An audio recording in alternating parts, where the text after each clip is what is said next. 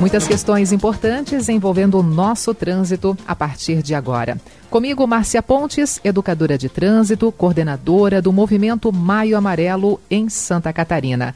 E entre as questões que vamos falar com a Márcia está a sinalização sobreposta, a falta de conhecimento e motoristas multados. Márcia, muito bom dia. Tudo bem, Márcia? Muito bom dia, Denise. Bom dia ao nosso ouvinte, condutores, pedestres, ciclistas, bom dia todo mundo. Todos nós, então, né, Márcia? Primeiramente, sinalização sobreposta. O que eu entendo por isso dentro do nosso trânsito, Márcia? Uma confusão danada que só piora no momento que a gente busca falar tanto de mobilidade, a gente está prejudicando a mobilidade. A sinalização sobreposta é uma sinalização que deixou de valer. Não vale mais a mensagem daquela sinalização de solo. Aí, então, em vez de ser apagada, vai-se lá, coloca-se uma tinta de baixa qualidade que vai logo desaparecer com a chuva, com a ação do tempo, com os carros passando, e a nova sinalização vai ficar prejudicada. Pinta-se em cima de uma sinalização que não vale mais. E aí confunde. Tem vários exemplos na cidade, Rua João Pessoa, faixas de pedestre muito próximas, muita gente tomando multa em baia de estacionamento que já foi desativada. Mas está ali ainda. Para o olhar do motorista, ainda tem um acesso para ele ficar ali estacionado, mas não está mais valendo. Já é uma outra sinalização. Como é que fica a situação do motorista nesse sentido? Ele pode buscar pelos seus direitos quando ele tem essa dúvida, a interpretação está equivocada e não se sabe o que é certo, o que é errado naquele momento? Ele deve, com base no artigo 90 do Código de Trânsito Brasileiro. Não se trata de defender o errado, trata-se de deixar bem claro que o artigo 90 diz o seguinte: todas as sanções do código, autuações, tudo perde o seu efeito se a sinalização é confusa ou ineficiente. Então, se o motorista vai num lugar que não pode mais estacionar ali, mas a sinalização de baixo, a antiga, que deveria ser apagada, diz que pode, isso pode gerar uma confusão. Vai ficar uma sinalização confusa e ineficiente. Tire fotos, anexe na sua defesa de multa nas 3 instâncias.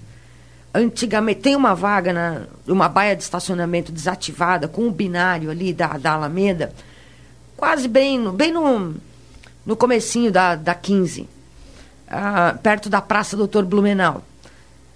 E as pessoas estão estacionando ali.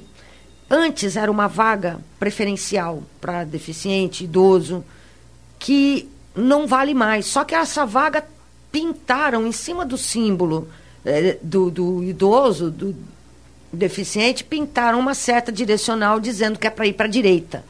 O que as pessoas estavam entendendo? Que elas não poderiam estacionar na primeira vaga, mas poderiam nas outras 2. É funcionário de comércio na 15, são pessoas, são idosos que estão sendo autuados e tendo o veículo rebocado, removido para o pátio, porque elas não compreendem a mensagem da placa. A placa de parar, proibido parar e estacionar, ela proíbe 30 metros antes e 30 metros depois. Então não adianta, a placa está ali, eu vou estacionar um pouquinho aqui atrás. A população precisa dessa informação, precisa ser orientada sobre isso. Então a placa de proibido parar e estacionar, aquele E com o X em cima, para a gente deixar bem claro para o nosso ouvinte, qual é a orientação sobre estacionamentos, quantos metros antes e depois dessa placa não se pode parar naquele momento ali, nem estacionar? Onde ela estiver afixada, 30 metros antes e 30 depois. Preste atenção, não vai adiantar ficar de chororô com o agente de trânsito, que ele não vai se sensibilizar, porque você não sabia que é 30 metros antes e 30 depois. Outra coisa, parada e estacionamento. Qual a diferença? A parada é o tempo necessário para embarque e desembarque. Só de pessoas. Se você demorou além desse tempo, caracteriza o estacionamento. Ficar dentro do carro, com pisca-alerta ligado e motor ligado e dizendo é rapidinho, só estou esperando, é estacionamento. Está estacionado em local proibido, autuado como tem que ser. É importante, né, Márcia, todo mundo se atentar para isso, até porque assim, a educação para o trânsito também deve ser para a população, não só para as autoridades. A gente não abre o microfone aqui apenas para criticar o que está sendo feito ou não está sendo feito pela população, pelas autoridades, os nossos políticos, mas a população tem que tomar ciência que melhor educada, melhor consciente, melhor informada, com certeza muitos erros também vão deixar de ser registrados, né? Com certeza, a população começa a conhecer a legislação de trânsito que ela tem que respeitar. No dia a dia, muita gente é autuada por falta de conhecimento. A população é a maior parceira. Esqueçam no país inteiro que qualquer órgão de trânsito vai dominar a situação sozinho, vai dar conta sozinho. Não vai. A população é parceira. Assim como ela é a protagonista dos acidentes de trânsito, ela pode sim, tem que acreditar e deve ser a protagonista dos cuidados no trânsito. Hoje, a gente só fica sentado esperando acidente acontecer para atender, né? Temos que ser proativos, nos anteciparmos aos riscos todos e evitar, colaborar, todo mundo junto, sociedade civil organizada, poder público e as instituições, todo mundo. A cada um cabe a missão de um trânsito seguro. Nessa linha de cuidados no trânsito, orientação para os nossos pedestres, já que muitas pessoas continuam se arriscando. A gente sabe que muitas vezes até nós mesmos pecamos, né, Márcia? Ah, deu tempo, eu vou rapidinho passar, nem fechou o sinal ainda, mas eu vou rapidinho passar aqui no espaço da sinaleira, ou eu vou me arriscar, me aventurar quando não existe ali uma faixa de pedestre, ou está muito próxima, mas eu não vou utilizar a faixa, eu vou passar pela via sem passar pela faixa de pedestre. O nosso pedestre propriamente, ele tem muitos deveres, não só direitos, mas muitos deveres no trânsito. Já começa pelo artigo 69 do Código de Trânsito Brasileiro, que diz: antes de você iniciar a travessia de uma via, de qualquer lugar, olhe, calcule a distância dos carros, tenha visibilidade, a profundidade, a noção de aproximação. Olhe antes, você perde o seu direito de preferência se você atravessa onde tem sinaleira ou semáforo. Olhe, pedestre, isso é muito importante. Pedestre que atravessa fora da faixa até 50 metros é considerado culpado pelo próprio acidente e ainda tem que indenizar o veículo que ele estragou com a cabeça dele, com o corpo dele, porque não tomou o devido cuidado. Embora ambos tenham responsabilidades. Mas os tribunais brasileiros estão decidindo isso, não é de hoje. Temos casos em Blumenau aqui de pessoas que estão em estado neurológico e a família entrou para pedir indenização e estão perdendo tudo, passando dificuldade, porque aquela pessoa que foi acidentada, que ficou inválida, ela foi culpada pelo próprio acidente. Não é justo que o outro pague pela culpa daquele que é considerado culpado por ter provocado o acidente, né? Ô Márcia, são muitas as ações que são desenvolvidas para conscientizar os nossos motoristas, os nossos pedestres, e um dos movimentos é o Maio Amarelo. Tem pessoas que pensam que o Maio Amarelo se resume apenas ao mês de maio, mas as ações, as discussões, elas deveriam seguir ao longo de todo o ano, os 12 meses de um ano. E de fato isso tem acontecido, vocês têm conseguido força para seguir essa jornada ao longo dos 12 meses, não só ficando no Maio Amarelo? Olha, o Maio Amarelo ele tem uma agenda positiva. Todo mês ele tem um tema. O tema desse mês é a manutenção preventiva, cuidados com motociclistas. Sempre se elege um mês, a gente faz uma campanha, viraliza nas redes sociais. Infelizmente, a maior visibilidade ainda é em maio. Maio é quando todas as empresas querem fazer palestra. Fora de maio ninguém quer, porque maio tem visibilidade. Vamos fazer alguma coisa em maio ou na semana do trânsito. Existe a dificuldade de mobilizar as pessoas, mas continuam, e até os parceiros, mas continua um trabalho muito forte, com palestras nas escolas, nas empresas. Ontem eu saí de uma empresa em Dayal, trabalhei com todos os turnos, e voltei, saí de lá, era meia-noite, trabalhando condutas preventivas no trânsito. O foco deve ser, não naquela palestra que você vai lá, sobe e parece um padre rezando a missa e todo mundo dizendo amém. Interativa, mostrar coisas que modifiquem as práticas das pessoas, mostrar o que elas podem fazer para melhorar. Quando você mostra a consequência de alguma coisa, as pessoas param e pensam, caramba, se eu não fizer isso, vai acontecer isso.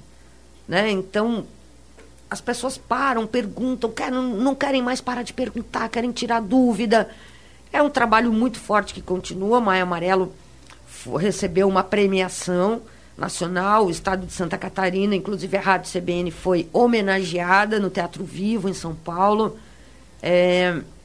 Tava a premiação entregue pelo César Urniani, uma grande honra, né? E só fui buscar o prêmio. Pertence a todos nós. Pertence a todo mundo que se envolve com a segurança no trânsito. Inclusive aos empresários que abrem as portas dos seus empreendimentos para realmente valorizar esse tipo de assunto junto aos seus colaboradores. Isso é fantástico, porque tem empresário que não sabe que ele pode pagar até 6% do faturamento bruto da empresa dele. Eu estou falando do bruto, não estou falando do líquido com desconto, não. Em cima do risco ambiental de trabalho e do fator acidentário previdenciário. Traduzindo, empresa que tem muito acidente de trabalho e acidente de trajeto envolvendo veículo, ela paga até 6% do faturamento bruto. Aí, na hora de fazer um programa de humanização do trânsito, orientar os funcionários, eu vou gastar dinheiro. Aí, depois, ele toma lá 6%. Multa NIC, que é uma multa por não indicação do condutor. A empresa acaba pagando dobrado e ainda paga mais um percentual pela reincidência da multa. Pessoa jurídica. Quando pessoa jurídica tem uma multa, para ela se defender, tem que anexar contrato social, fazer um monte de manobra para se defender. Não é melhor evitar? Muito melhor. Então, as empresas podem fazer muito pelos seus funcionários. Elas têm perdas, prejuízos enormes que estão passando batidos. Eu não vou investir num programa corporativo, uma política corporativa para defender meu funcionário. Não é o funcionário, é a família dele, é todo mundo. Vai gerar menos prejuízo, contratação de emergência. Quando o funcionário se acidenta, os primeiros 15 dias a empresa paga sem ele produzir. Já está tomando prejuízo. Não era melhor investir na prevenção? Tá aí. Ô, Márcia, você falou que você teve essa agenda nessa empresa ontem, ali em Indaial, voltando quase meia-noite, utilizou a 470? Olha, estou viva. Eu ia te perguntar como é que foi essa experiência. É obra de Deus, porque tem muita coisa para eu fazer aqui. E eu fico imaginando a dificuldade de quem trafega ali. Se eu fosse gestora, responsável por essa BR, me sentiria com sangue nas mãos. Pensa num breu escuro. Não tem elemento refletivo, ou elemento refletivo danificado ou desgastado. A pintura de solo não orienta o motorista, porque quando está escuro no breu, você utiliza o farol alto, mas tem que baixar o farol quando vem outro na sua direção. Todo mundo de farol alto, abuso de velocidade, ultrapassando naquela escuridão. Por isso que as pessoas dizem, né? A BR mata. Não é a BR que mata, não é a 470 que mata. Quem mata é quem está por trás. Quem tem que fazer alguma coisa e não faz. Isso aumenta, sobremaneira, o risco de acidente e, inclusive, toda a sua experiência que você tem como motorista de 20, 30, 40 anos, tudo fica ameaçado. Você volta a ser um motorista bebê saindo das fraldas e assustado diante daquela escuridão. Tudo pode acontecer. Não é de estranhar que é um dos trechos mais perigosos, Indaial até a Piúna, né? É um descaso total envolvendo a nossa 470 e aqui tão próximo a nós, né, cortando tantos municípios da nossa região e realmente oferecendo esse risco constante de dia e de noite, mas muito mais durante a noite, sem essa iluminação, sem essa sinalização adequada para os nossos motoristas e pedestres. O que dizer para um pedestre que precisa passar por ali, um ciclista? Ele também está correndo riscos muito grandes. Foi um questionamento dessa empresa, que tem mais de 300 funcionários, foi o questionamento dos funcionários. Olha, como que eu tenho que fazer para cruzar a BR com segurança? Os funcionários dessa empresa estavam entrando numa rua na contramão, porque na contramão é uma ruazinha de barro, ali é melhor, só que ali é contramão, não pode, não dá. E o ciclista, como eu vou atravessar? E o pedestre, quantas mortes em acostamento a gente teve? E as pessoas não sabem que é perigoso andar no acostamento, mas dependem daquilo. Fora a questão da segurança pública mesmo, os assaltos, a população lindeira às rodovias. Olha, a duplicação ela vai demorar, naturalmente, porque ela demora. Questão de indenização ou isso, aquilo, pode desfiar o rosário o que quiser, mas pelo amor de Deus, coloquem sinalização nesta BR-470. As pessoas precisam ter um norte, precisam ter um ponto de referência, elas não conseguem enxergar. Tem tanta saída de pista, porque uma hora você não vai saber se você está no acostamento, se você está na sua pista, se você está na pista do outro. Pelo amor de Deus, tem que sinalizar aquilo ali o mais rápido possível.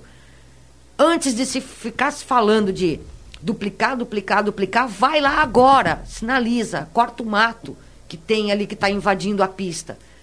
Vidas vão continuar sendo perdidas pelo descaso, pela desídia, pela falta de sinalização, de iluminação. Deixa eu aproveitar esse momento ainda sobre BR, rodovias. Já há um mês da utilização da obrigatoriedade e do uso do farol durante o dia também. Ser visto e, ao mesmo tempo, observar quem vem à nossa frente. Qual é a tua opinião sobre isso? Minha opinião é que salva vidas.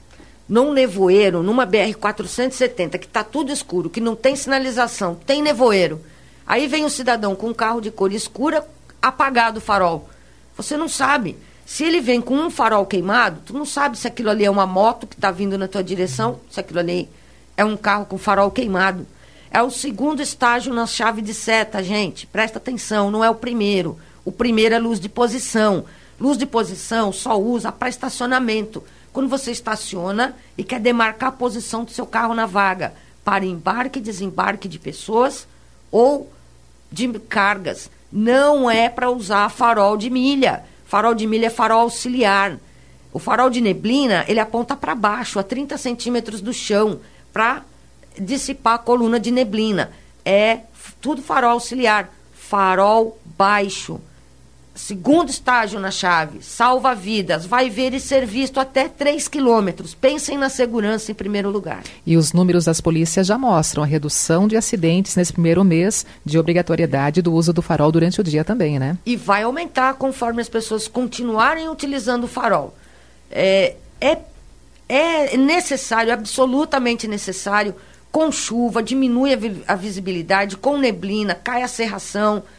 É tão simples. É tão simples e salva vidas. Você vê a 3 km por hora, tem tempo de ter uma reação, a 3 km de distância, aliás, tem tempo de ter uma reação preventiva, se antecipar aos riscos da via e evitar o acidente. Márcia, obrigada pela presença. Como sempre, entrevistas maravilhosas sendo feitas com você. Até uma próxima oportunidade. Até a próxima, muito obrigada. Prudência e paz no trânsito, minha gente. Ninguém precisa morrer cedo demais, não. Com certeza. Márcia Pontes, educadora de trânsito, coordenadora do movimento Maio Amarelo em Santa Catarina.